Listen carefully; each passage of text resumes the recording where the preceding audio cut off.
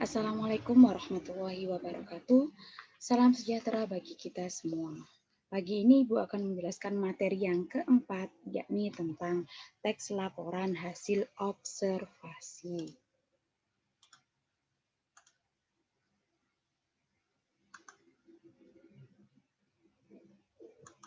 Nah, di sini sebelumnya pernahkah kalian bertanya mengenai suatu objek? Nah, contohnya ini ada sebuah museum. Apa sih museum itu? Kemudian ada contoh lagi, apa saja sih kandungan yang terdapat pada nutrisi madu itu? Untuk mengetahuinya, kalian harus membutuhkan teks laporan hasil observasi. Nah, sekarang Ibu jelaskan ya anak-anak. Pengertiannya ialah teks yang berisi penjabaran umum atau melaporkan tentang suatu objek setelah diadakannya sebuah pengamatan atau investigasi dan penelitian secara sistematis. Nah, selanjutnya, di sini ada beberapa fungsi dari teks laporan hasil observasi. Yang pertama ialah melaporkan tanggung jawab sebuah tugas dan kegiatan sebuah pengamatan. Yang kedua, menjelaskan dasar penyusunan pemecahan masalah. Yang ketiga, sarana untuk pendokumentasian. Yang keempat, sebagai sumber informasi yang terpercaya.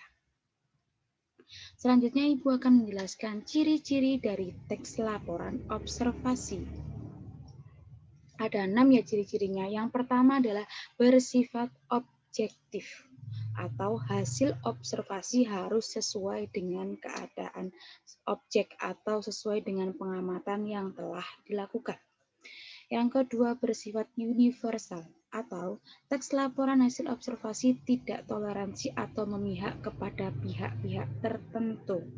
Yang ketiga, yakni faktual atau berdasarkan fakta sesuai dengan pengamatan yang telah dilakukan. Yang keempat, sistematis, yakni teks laporan hasil observasi yang dibuat harus teratur dan berurutan. Yang kelima, objek yang diobservasi ini bisa ditentukan kalian sendiri. Seperti tadi kalian akan membuat teks laporan hasil observasi tentang museum atau tentang kandungan nutrisi pada sebuah madu. Yang keenam, yakni tidak ada bagian penutup dari penulis laporan. Selanjutnya, Ibu akan menjelaskan sifat dari teks laporan hasil observasi. Ada 3 macam sifatnya. Yang pertama adalah bersifat informatif atau memberikan informasi atau sebuah keterangan. Yang kedua, bersifat komunikatif, yaitu menggunakan bahasa yang mudah dipahami. Yang ketiga, bersifat objektif sesuai dengan kenyataan yang telah kalian amati. Selanjutnya, yakni tentang struktur teks laporan hasil observasi.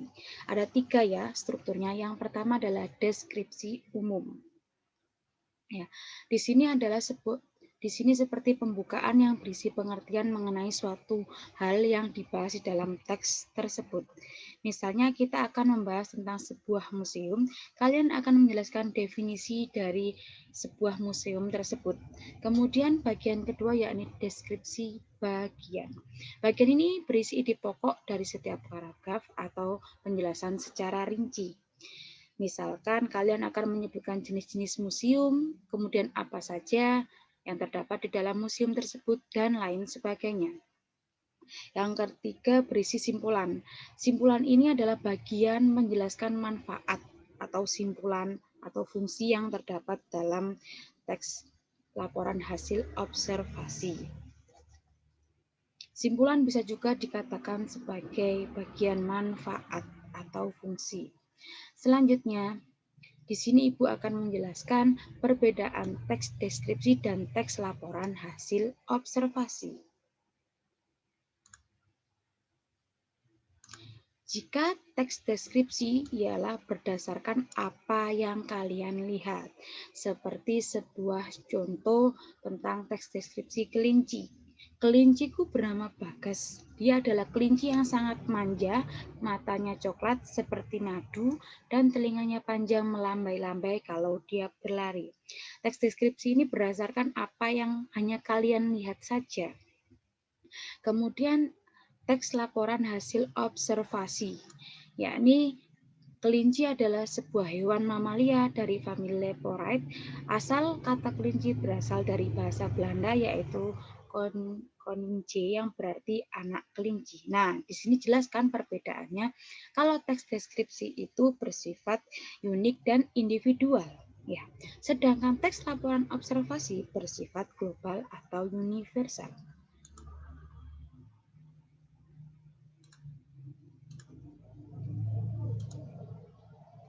Selanjutnya, ini adalah tugas kalian, yakni kalian buka buku Marbi halaman 106 dan 107. Di halaman 106 adalah bacaannya dan di halaman 107 adalah tugas kalian. Kalian kerjakan yang bagian 2 saja.